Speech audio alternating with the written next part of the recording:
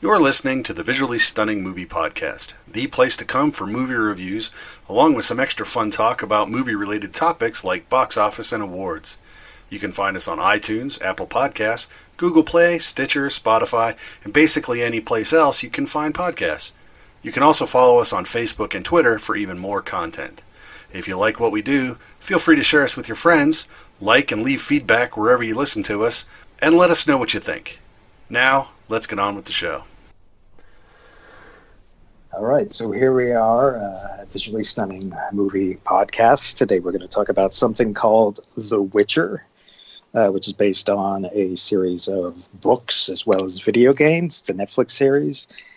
And quite frankly, I wanted someone's opinion outside of who knew the lore already. I'm somebody who's played the games and read a few of the stories and whatnot. And so I had a pretty general good idea of going into The Witcher, what the story was. So I asked Mark, who has not seen it at all and doesn't really know any of it, to watch it because I had suspicions about this first season.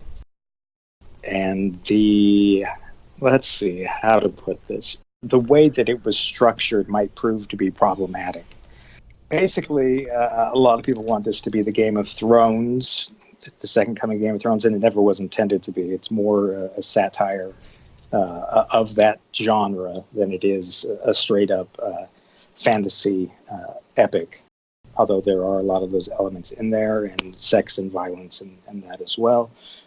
Essentially, The Witcher follows an individual who's a demon hunter, been trained from birth, is not able to have children. There are no more of them for reasons that are revealed. And it stars Superman, which is always interesting. And actually, Henry Cavill in this is in his kind of natural setting because, as some people have learned in the past year, Henry Cavill is an avid gamer. So this was something that was right up his alley. I did not know that. Yes, I there did you not go. know that Henry Cavill Yes. was an avid gamer. He was playing World of Warcraft when he was told that he would have the role of Superman. I find that oddly satisfying in a way I can't quite quantify. Absolutely. Yeah. So, Anyway. that's crazy. Okay, so yes, so I was the guinea pig. Yes. I was the pure, undriven, untainted snow, as it were, for The Witcher. Okay, so I knew it was video games. I didn't know until the show started, because once they announced the show, I knew that there were video games. I'd already heard of them. I hadn't played them because, well, I don't have time to play them. But depending on the type of game, I'm terrible at them. But I might have to go look at the game. So, season one, 8 episodes. You kind of led me in here with the structure. So I was actually going to comment on the structure, which I will, but I want to divert just a moment when you mentioned the word satire. Yes. There were times when I kind of felt that way, that I was watching a College Humor spoof of Game of Thrones. But let's start with generals. The series looks fantastic. Sure. They did not skip. John Hammond was running this because they spared no expense to make this. That being said, it did jump around a little bit. And eventually you kind of get there. My biggest gripe is that actually I don't think there's enough lore in season 1. And I think that's a problem with the structure that shorted me specifically with some of the information that I wanted to better understand some of the interpersonal and political interactions that were happening in season 1. So what I would follow that with is the one game of the games, if you're going to play the games, is the third one.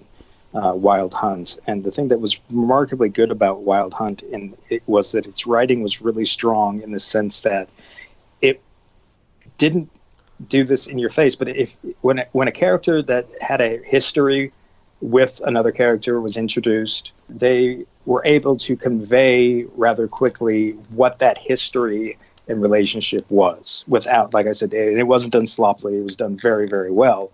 either through a flashback or just dialogue. A lot of it was purely dialogue, right, about talking about things. And it did an extremely very good job of that. And so that even if you had no idea of anything that came before it, by the middle of the game, you had a really vast and working knowledge of the universe, of all the various players and things. And it's remarkable. It might be the best written video game.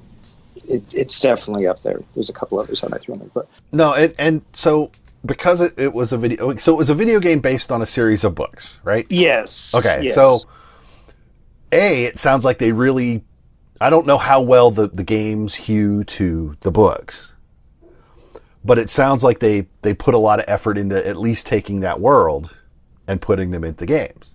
Yes, and so I think what's interesting is that this season 1 is essentially based on a bunch of short stories that were compiled.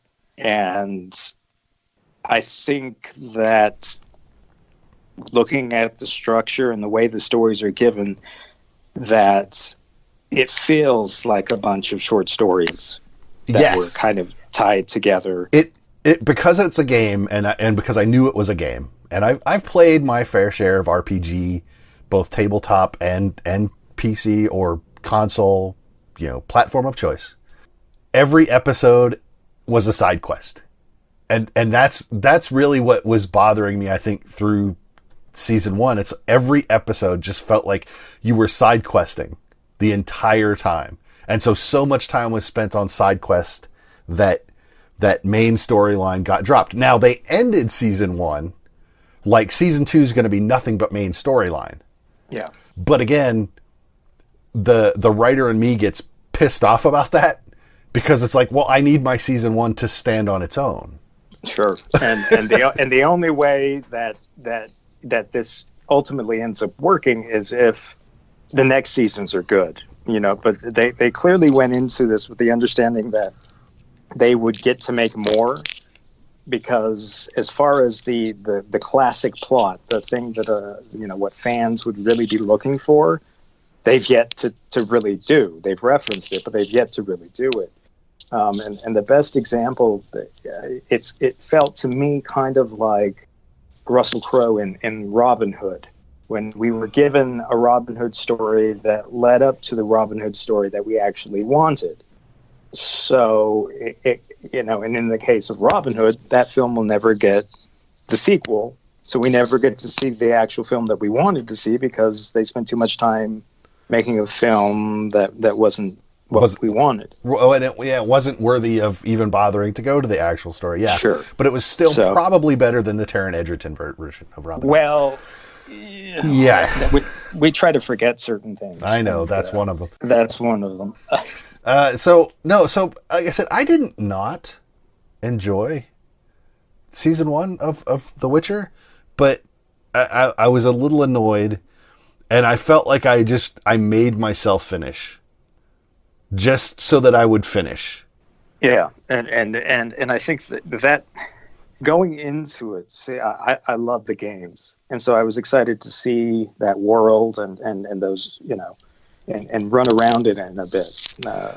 Yeah, but it is it's structured in such the strangest ways, in that it jumps all over the timeline. It actually features a character who's a doppelganger who changes into other characters, and that makes to me that made the timeline a little problematic, because who is actually the real person at what given point in this timeline? Yes. And I didn't want to sit down and chart it out. I don't, and I don't know though that I think that I've mostly figured it out, but the fact that there's certain things, like a coherent story should be probably the first thing on your list to do. And I haven't seen it, but apparently there is actually an earlier television series based on The Witcher that is just extremely terrible. Really? That is based on the same writing. I think it was only released in Europe. Oh. But it was so poorly reviewed and hated by pretty much anyone who was officially involved with anything. You would think that they would have treaded a little more softly, or I don't know why, but as it was, it just, to me, even as a fan, and knowing where a lot of these things were eventually supposed to go, the just chaos of the way it's presented, it was really, really weird to me. And I guess some people call that brave. I would just call it confusing. Yeah, you can't lose your audience. So You know what part of it was, though? Because I think the whole show, by the end, you figure out that basically the entire timeline is at least 12 years. yeah. It might be more than that. I'm not yeah, sure. no. But the problem is that your key players never age. So there's not even an appearance difference. Except for the very young people. Right. Well, and you only see, even there's not a lot of very young people. No, there's not. There's a couple. But So, I mean, so it's you can't even take a visual cue to go, oh wait, he's a little grayer at the temple, or she's a little, her face is a little lined from years of being queen, and blah, blah, or whatever. You can't. There's no like visual cues to grab. So, like I said, a lot of what's there I really do like, and I hope season 2 makes that a little bit more coherent for me. But yeah, season 1, I mean, it's okay. I can't get, I wasn't already on the bandwagon, so I can't give you a bandwagon rating. I can just give you, it's okay. It's like a B.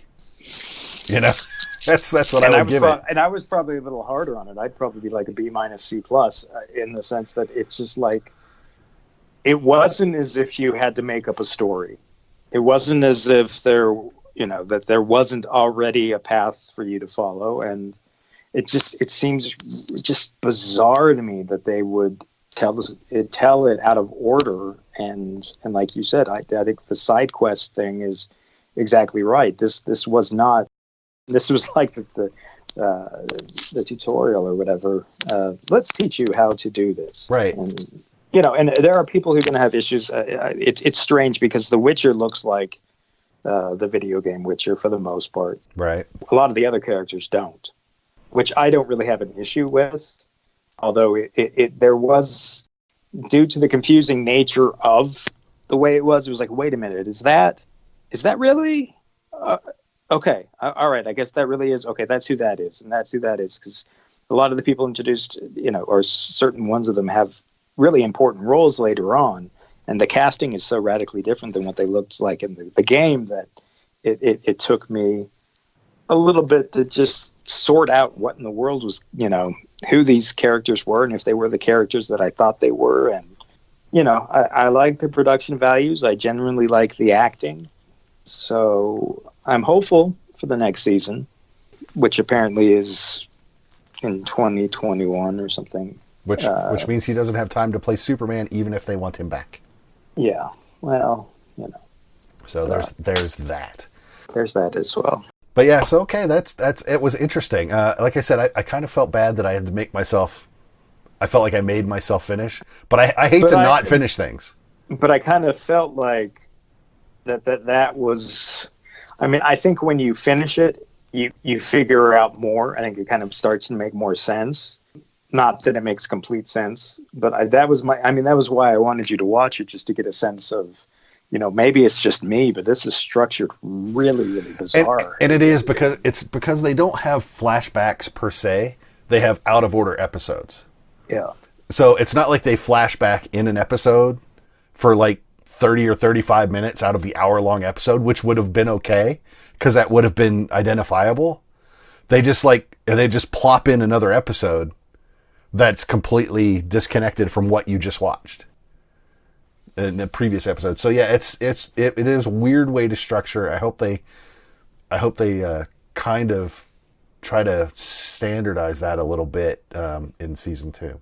That was an interesting show to watch. I'm glad we talked about it though. So yeah, so that was not a movie, everyone. Sorry. But you know what? I'm telling you, these shows are getting so cinematic in scale and production. And I guess we have Game of Thrones to thank for that. And then we moved into Westworld, and now, The Witcher. And yeah, so it's cinema. I just used that word. But everything's becoming, the lines are blurring a little bit. So I think that's a good thing, though. I think that gives us gives us a lot more quality material to play with. So, Yeah. what do we want to talk about next time? Next time we'll talk about something else. I don't even want to think about it. And we have Sundance coming up in 2 weeks. Watch our Twitter account. I'll be tweeting basically the entire time when I'm not sitting in a theater somewhere. Ryan will be doing all kinds of cool day job I have no idea what I'm doing premiere stuff. So at this point. I'm in, and that may sound like, but yeah. But You'll make it. Taylor Swift. Oh, are you going to get to talk to Taylor Swift? I'll probably not. Ask her about cats. I don't want to talk about cats any more than I've already talked about cats. I know, but I want to see the look on her face. So make sure the camera's All right.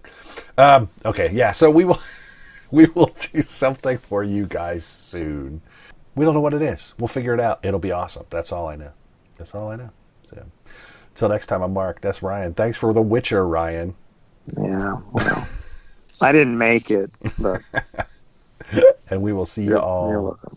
next time.